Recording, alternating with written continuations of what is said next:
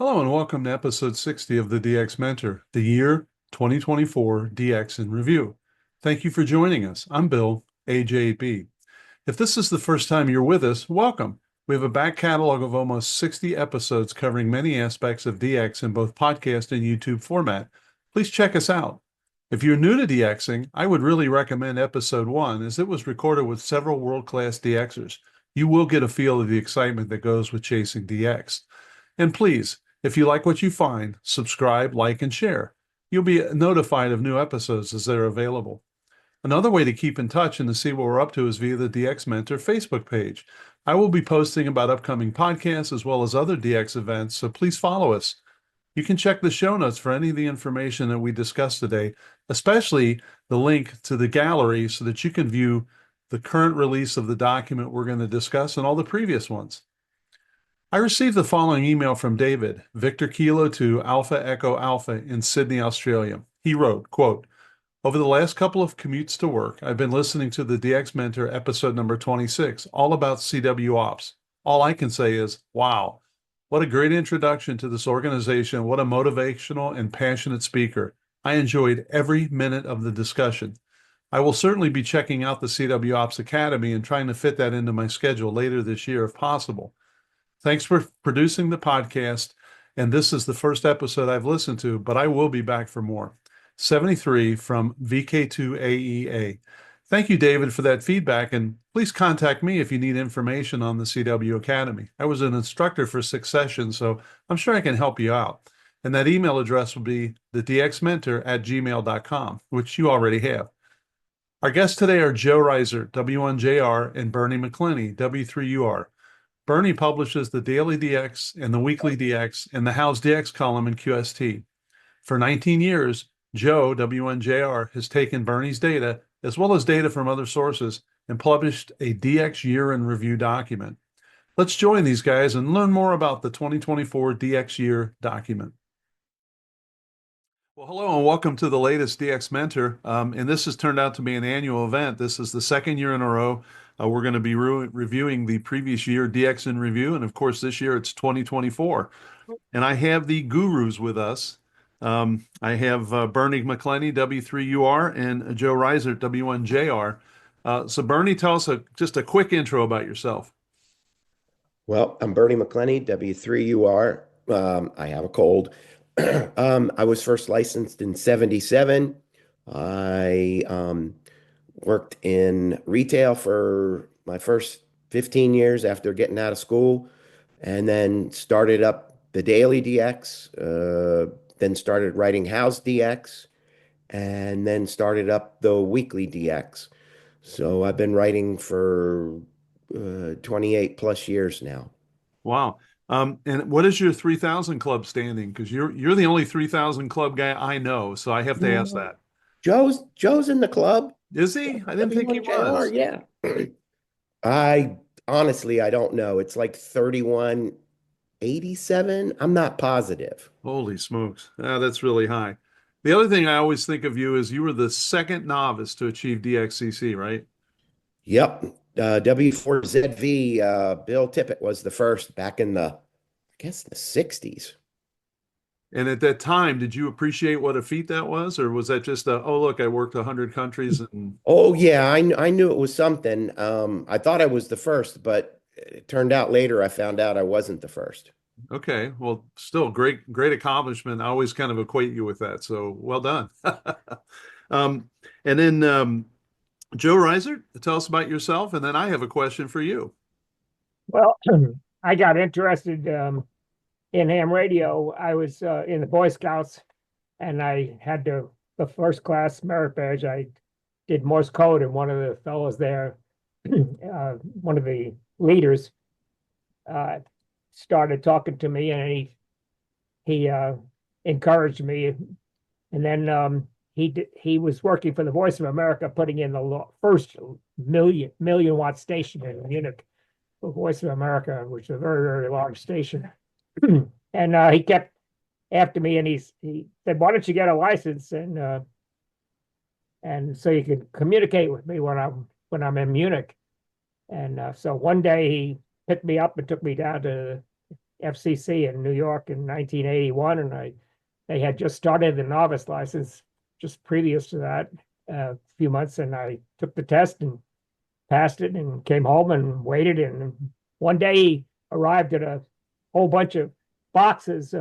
One box was parts to build a receiver, another box to build a transmitter, and another box to build a power supply. So I put together everything and made a heck of a mess of it. He came over, straightened it out, got it all working. And in December of 1951, I got my WN2HQL, and I got enthusiastic, got on the air with a long wire.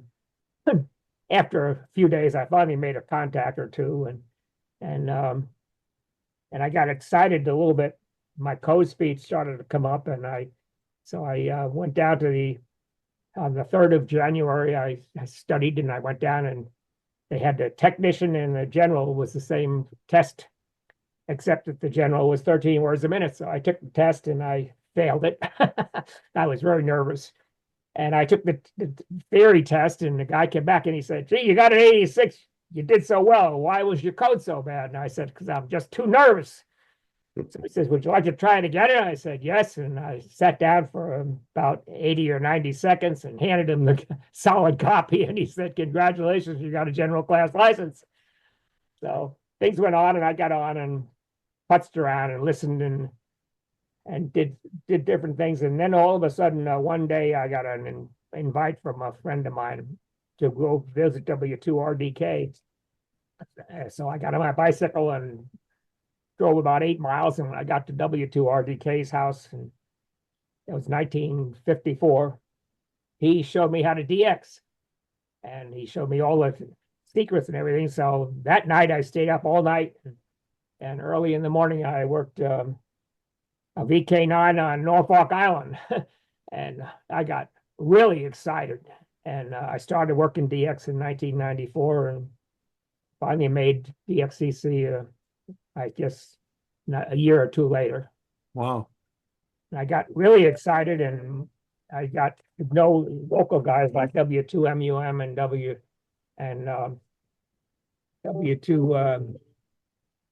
HMJ, Augie, and they were really nice people. And Augie kept bugging me. He says, "Well, we got to go to some rare place." And after all of a sudden, I found out that there was a ship going to Navassa Island in 1957. And as a young 20-year-old, not thinking very much, I wrote a letter to the head of the Coast Guard of Washington and said, "I would like to go on your trip with." And the admiral said, "That's fine. We're leaving on Sunday, a week from now."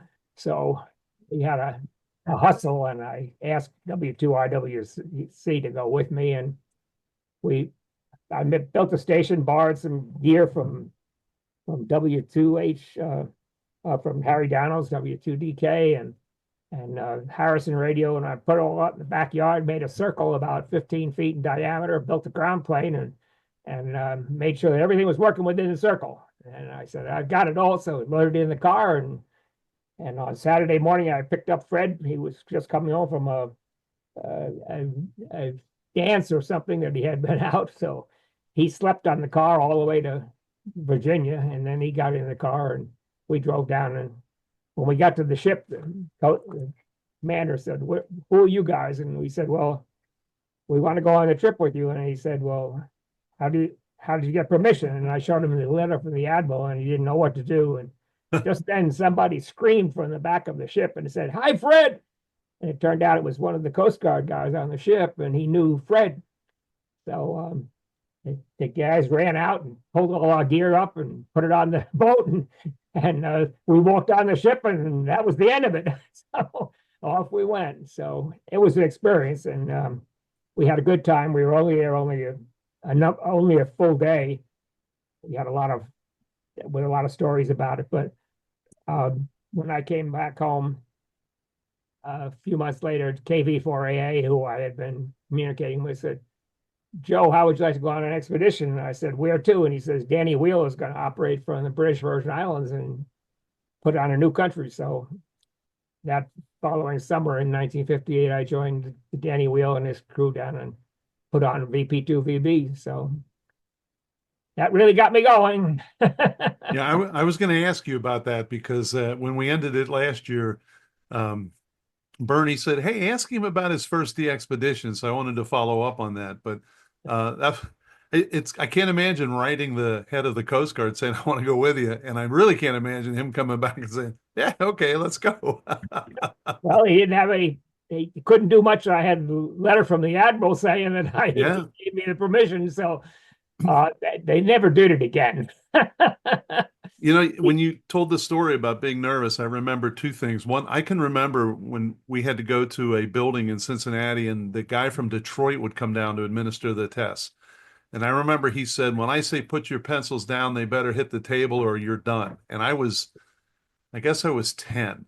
And it scared to the point where I remember it. And I remember his name. But the other thing I always remember is that I got my first ticket in 71, but I didn't hear from the FCC first. I heard from the little print shop in Texas. You know, right? You used to get those, hey, you want to buy some QSL cards? It's like, holy smokes, I must have gotten my ticket because now I'm getting QSL cards. So not a lot of people remember that. I guess you got to be around the block a little bit, but I remembered that. So let's talk about the year in review. What is your overall goal in putting that out every year? I mean, it is terrific, and it is so useful every year, every month of the year. But what was your goal for putting it out every year? Are you asking me? Yeah. Yeah. Well, Bernie asked me a long time ago. I had been putting out bulletins in 1986. I got inspired by W1HH, long since Silent Key, and he started getting me into working every country every year. So I started the goal that year, and ever since then, I try to work every country that I can during the year, and it's usually up in the high 200s. And so I put out a few reports here and there, and about 20 years ago, Bernie asked me to if I would help him, so I started the yearly report, and I guess the rest is history. Wow. Okay. What is the process for you to gather all this? Because I imagine it's quite a bookkeeping undertaking, right? You've got a thick binder and lots of data that you store from all over the place and gather from all over the place. I've got about a 2.5 inch high wide, a very thick binder, and I have about 25 tabs in it. And so I collect information all over the internet. I collect a lot of it, of course, from Bernie, and I collected some of it from being active on the air. I watch other DX bulletins. I get things from the ARRL, and people send me information. And I watch technology because technology has been the thing that I'm most interested in. So I put all these notes, and I just keep making all these notes and thing and updating them through the year. And important bulletins come out about FT8 or something, I put it in there. And at the end of the year, when time comes in December, and I'm after getting all the rest of the stuff I have to do, I try to go through all the sections and just try to sum it up in as short a possibility. On the beginning, I try to emphasize what's really going on, and then I try to list the what's happened during the year, and the most important DXL year, and then I try to emphasize technology and different operating procedures, anything new, and I try to inform people of anything that's possibly coming up in the following year. Okay, great. Bernie, is that kind of the benefit you see of it as well? Yeah, for me, I really look at I enjoy seeing the list at near the end of the DXCC entities that were not on the air during the year. In fact, Joe and I both keep track of it. I keep track of it on a spreadsheet from, uh, I guess 2002 might have been the first year that Joe started writing. And I can keep track of, which countries we're on or we're not on. It's very helpful for me. So, and I imagine if someone wanted to go to a more rare location, they could contact you Yeah. and see Yeah. what's out there, right? And I'm sure they do that. Do you guys get regular feedback on the review? Because you've been kind enough to let me use it in the two newsletters I edit, and I always get like, solid thumbs up, or that was great, great to remember, or I forgot about this one or that one. So what kind of feedback do you get? Yeah, it's very interesting. Some of the guys ask if they can run it in their DX in their club bulletin. Um, so it must be very useful to these guys. Um, I know you've asked for it, and several other clubs have asked for that, permission to do it, and we allow it, no problem.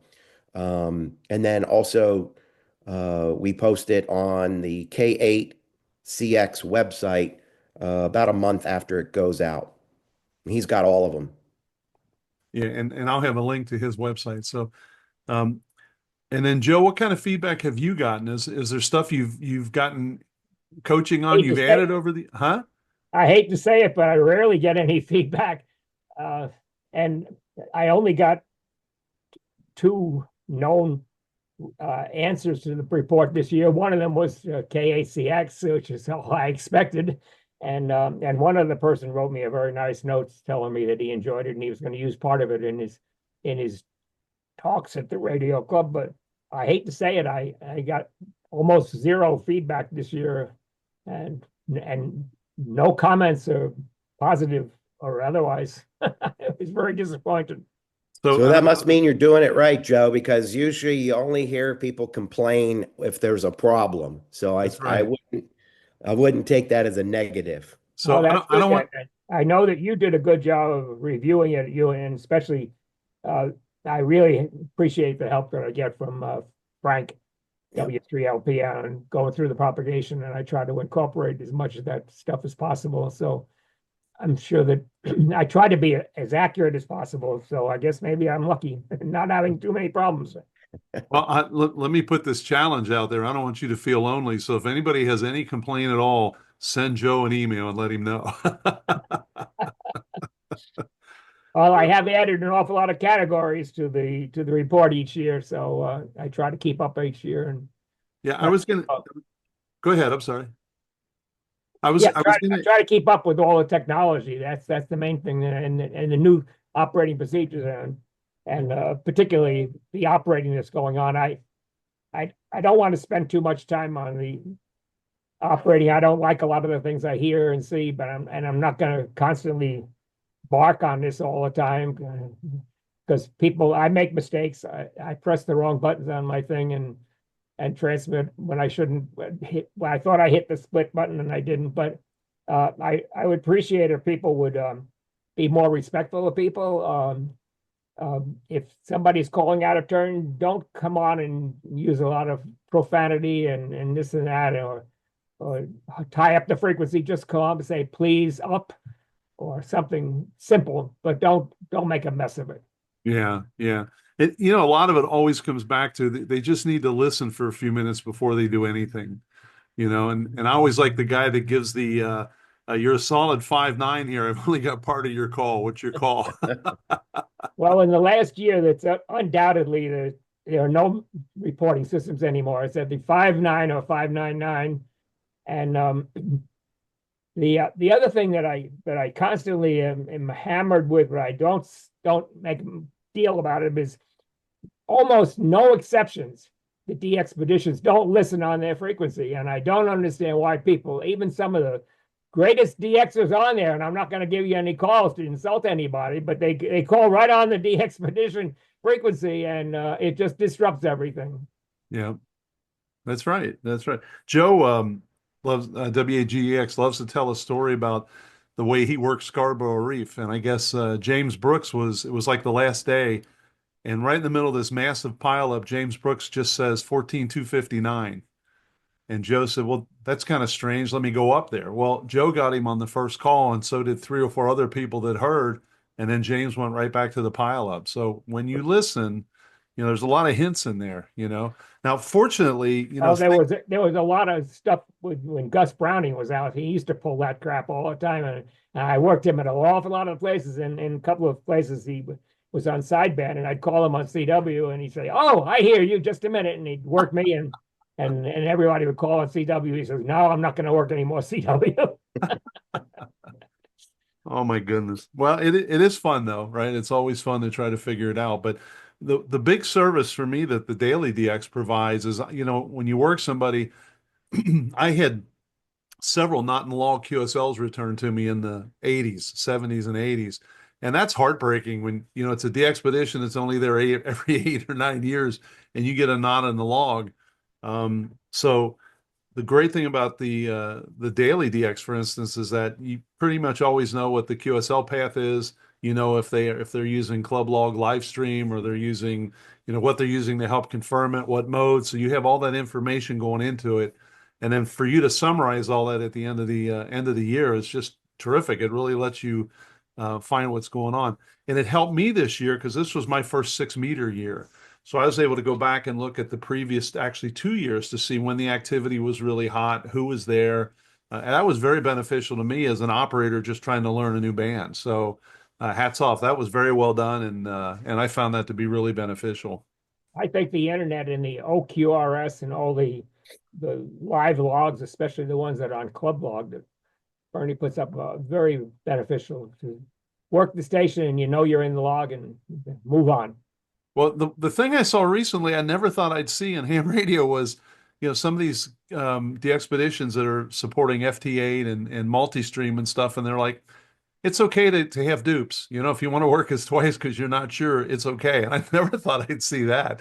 We always worried about insurance contacts, but you never wanted to be a hog or anything. So to see these guys encourage that, and that's fine if that's what they do. It just wasn't a concept I ever thought I'd see. So things are changing. What are your information sources though? You mentioned Bernie, and that would be, the thing that when I talk to people, I say, look, Bernie is real time. So, and recently I talked to a group and I said, if you want to know what real time means, Mount Athos came on and Bernie let us know with about 30 minutes, I believe, from the time they hit the air to the time that I got an email. And you don't get that anywhere else. However, I know there's other sources out there. So what other sources do you kind of use to pick and choose from? Well, I use the daily DX, but I'm not good at the internet because I don't follow the computer all the time, and I come and go. Sometimes only 2 or 3 times a day, but I do use the packet clusters. I think the packet clusters are really, really great nowadays. I've noticed that people are a little slow at publishing active DX on the packet cluster. If I find a real rare station, I try to put it on the packet clusters as quick as possible. And my son AD1C keeps me up to date on something real rare. Then he pretty well knows what my DX needs are, so he keeps me posted. But Joe, do you work them first and then post them, or do you? It depends. I generally speaking, if I need it or if it's for the year, I try to work them first. There you go. I have this feeling about DXs that, and I don't stress it too much, but if you've got a regular station and you're a full size station and something rare comes on, you kind of want to get it in the log. I've had the only country I've missed that's been odd since I've been DXing is I came home and I had family activities and I had to go to work and I didn't work the station that day. And when I came the next day, only to find out they had left. And another night I was the same station, rare station came on and I was at my Naval Reserve meeting and I sat and listened to him, but I couldn't work him. And the next day he was gone. So my feeling is try to get them early in the thing. And if you're a small station, you may not be able to work them right away, but get them in log as soon as possible because you never know if they're going to pull the switch. You're right. Or have it pulled for them. Yeah. You don't know. You don't know. The other section, and I don't want to seem morbid, but one section I go to right away is the silent keys because it's like there's a lot of good folks that we're losing, and I kind of don't want to forget them. So I go back and look. This year, and I got it in front of me, of course, on the front page was K4UEE, Bob Alpin. Having him out there I thought was a real nice tribute. A good friend of mine, K9ZO, passed recently, and he would be somebody to think about. it's a shame you have all these guys that make impacts and then we kind of forget about them. So I really do appreciate that section. Not to be morbid, but it's nice to go back and reflect on. I knew that guy. I've heard of this guy, or I know who that is, and so I'm glad that you guys track that because I think that's a real important service. I think Bernie does a good job of that, and I get most of my information on the silent keys from Bernie, but I do pick them up. People do send me things, information, or I'll pick it up on some net or something. But I try to get as accurate as possible, and I let Bernie go over the list at the end of the year and make sure that I don't. Some of them he questions, so we just drop them out. But we just try to highlight the main ones and pay tribute to everybody. Everybody's getting older now, and I've heard that the average DXer is 69 years of age or older. So there's a lot of silent keys out there. It's sad. It sure But a is. lot of them we know, especially Joe. I mean, there's a lot of these guys we've been in pileups with. We've seen them at conventions. They're our neighbors. It's hard to lose our friends. Yeah, it is. And it's nice to kind of reflect. So Yep. that's a great, I hate to say that's a great section, but for the purpose it serves, I think it's a great section. So Joe, what trends do you think you've seen over the past, say, 20 years? I mean, you've been really, elbow deep in ham radio and looked at a lot of different aspects, frequency and propagation and technology and operating techniques and everything else. What do you see? And if you had to look in your crystal ball, what do you think's over the horizon? Well, of course, the propagation is always something, and I got interested in 6 meters a long time ago, and did some work, and unfortunately, I never had good gear on 6 meters, so I missed a lot of the DX. But recently, I caught the propagation in October and worked 4 or 5 new countries on 6 meters real quick, and like VP8. I had been chasing that for years and heard it many times, but they're always working W8s and W4s and not working me. But I really interested in that. I've noticed unequivocally the lack of CW.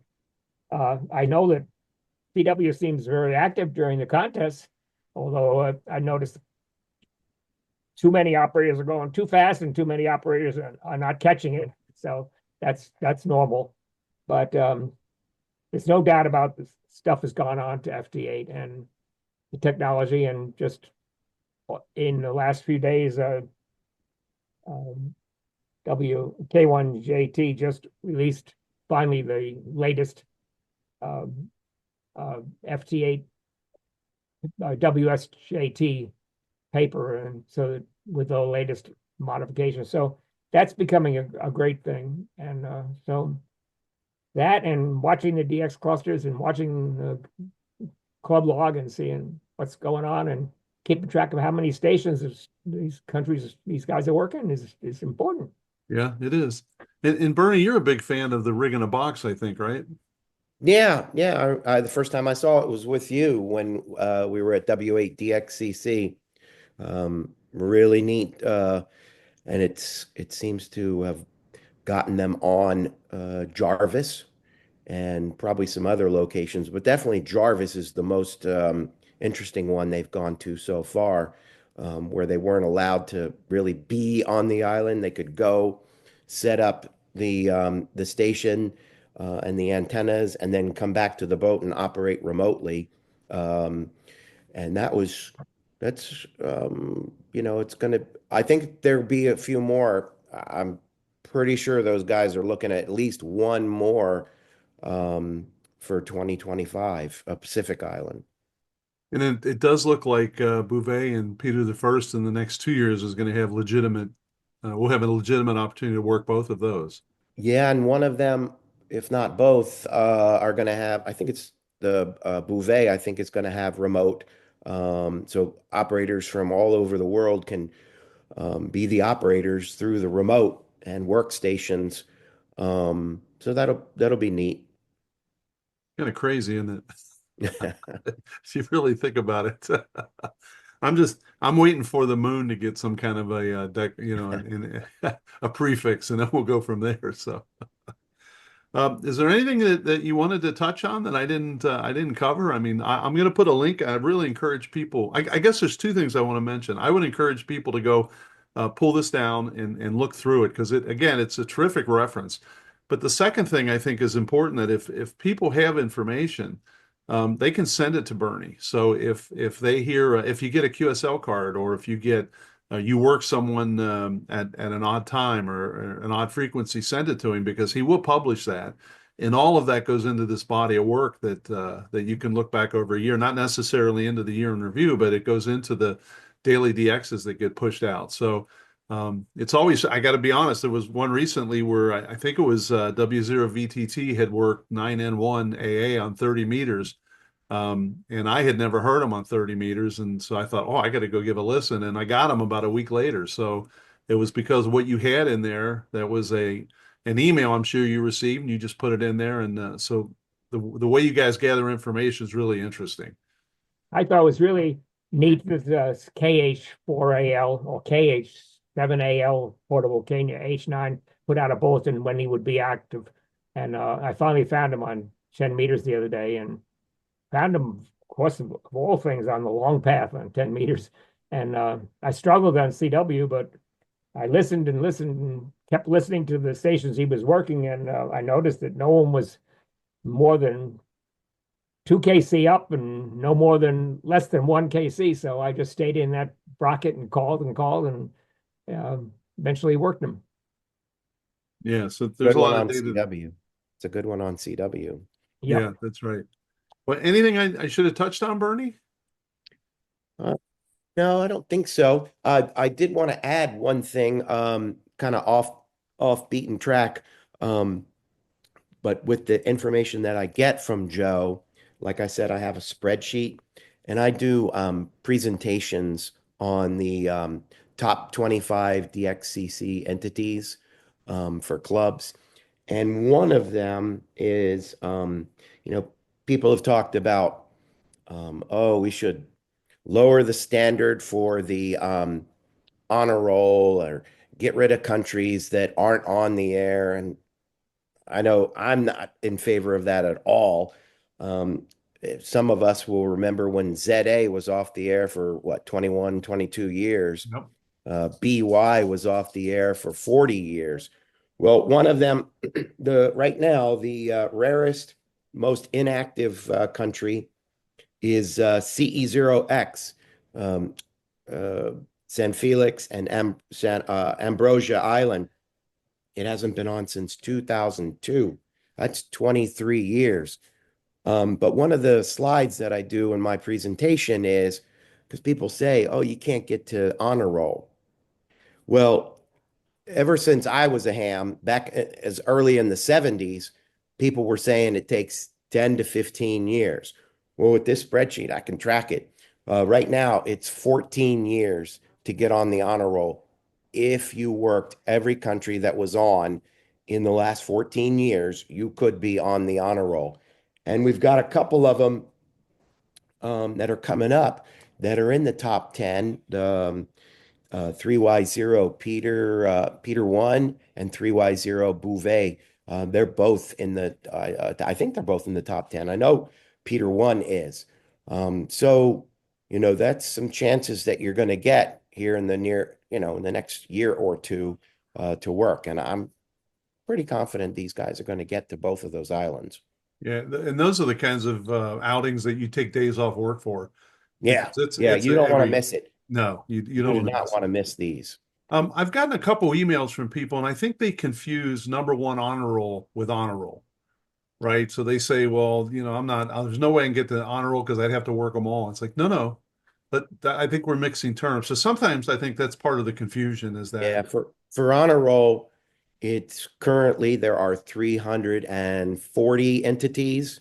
So that means you'd have to be in the top 10 slots. So if you have 331 current countries, you would qualify to be on the DXCC honor roll.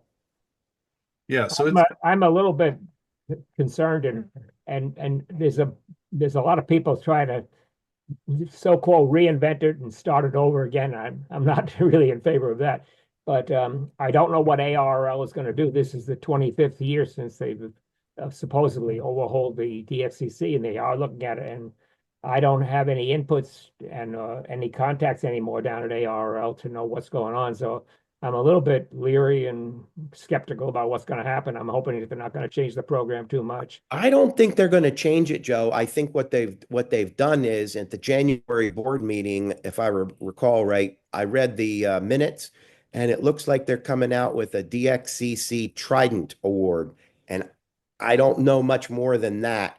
It'll be interesting to watch and see what happens there. It's a separate award, so that's good.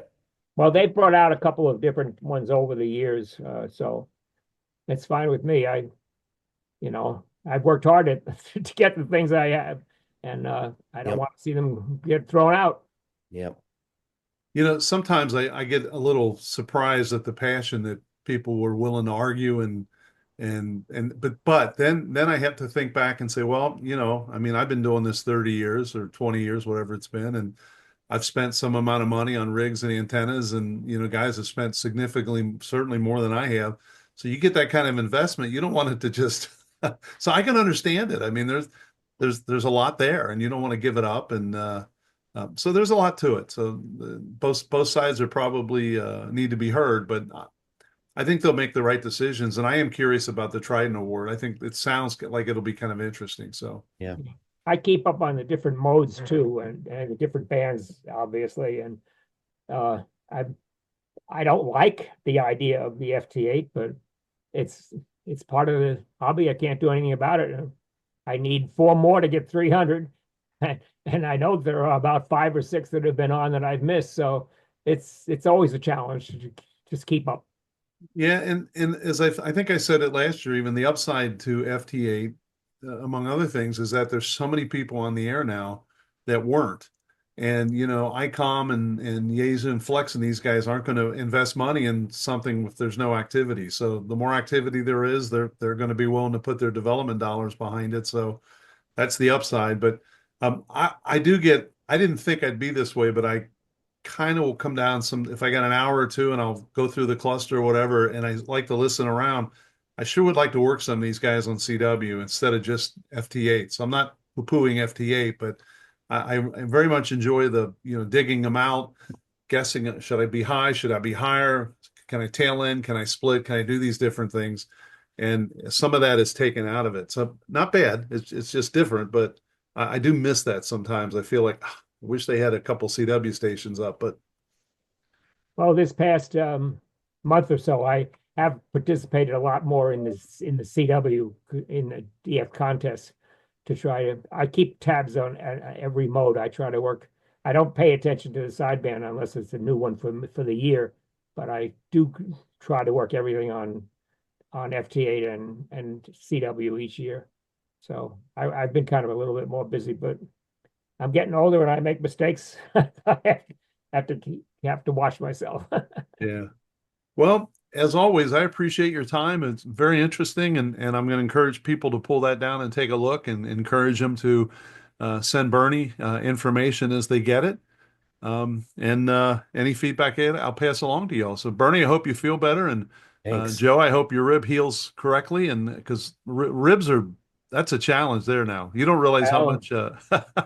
2 weeks ago, I was in such excruciating pain I practically couldn't even move, and now it's controlled again, and I'm waiting out the next 4 weeks supposedly. So Oh, hopefully it'll go. And my wife is not letting me get out of the house anymore. I'm confined to the house now. I just can't go out anymore, and I drive down to the mailbox now. well, fortunately, by the time you're healed, it'll be spring, and you'll be able to get out and move around a little bit. I'm So. wondering if spring is ever going to come, but I know it does. It does.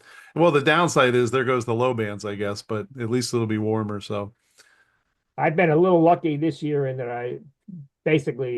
I've only got one antenna, which is messed up a little bit, and I can get by with it. But I had a pretty good deal this year. That very little antenna problems. you had some storm damage last year, didn't you?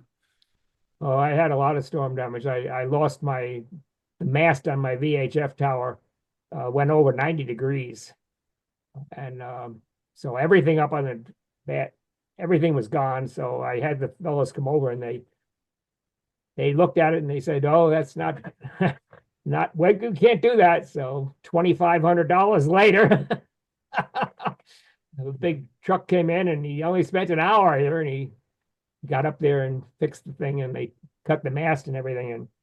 And I was in a quandary as to what to do because the antennas needed a little bit of work and I didn't want to have the crew on it. It was too costly. My wife won't let me climb the towers anymore. So I ordered a new mast and everything, and the mast came and everything, but I just told the guys put the 6-meter antenna back up, and that's the end of it. So I'm just on 6 meters now on the VHF. I just can't get on the other bands, and maybe in the spring I'll have the new mast put in. There you go. So at 88, she won't let you climb the towers. That seems really unreasonable, but that's just Well, she stopped a few years ago. But I gotta cross my fingers. I've been kind of lucky. wow. I All right, have a lot guys. of safety belts. Well, have a great day. Thank you for your time. We'll get the word out. And if when I hear feedback, Joe, it's coming right to you, which I will. And then Bernie, we'll keep in touch. Yeah, make sure you put that link in for the K8CX. It'll definitely be there. Yep. Good. All right. Thanks, guys. Have a good day. Talking to you. 73. See you in 73. I hope you found that as interesting and entertaining as I did. Thank you for joining us on this edition of the DX Mentor. I would like to thank our sponsors, ICOM America, the Daily DX, DX Engineering, and the Southwest Ohio DX Association. You won't find anyone more committed to DX than these sponsors. I would also like to thank our guests today, Joe, W1JR, and Bernie, W3UR. Their years of dedication to the DX community is appreciated by hams around the globe, and I was honored to be able to talk to them again. And of course, I really want to thank you, the listener and the viewer. Without you, there would be no point to this, so thank you. I would love to have your feedback, answer your questions, and provide help with any DX or amateur radio issues that you may have. If you need clarification on something or you just have a question, email me at thedxmentor@gmail.com. Please drop me a line if you've achieved an all-time new one, received recognition, or have a DX event you would like us to mention. I'd be happy to do that. If you have a friend that's a little too shy to send me something, let me know what they're up to, what they've achieved, and I'll give them some recognition. If you're enjoying these DX Mentor episodes, please hit the subscribe button. You can also click if you found this one particularly interesting. 7-3 for this episode, and thanks to my ex-YL Karen for her love and support. I'll see you in the pileup.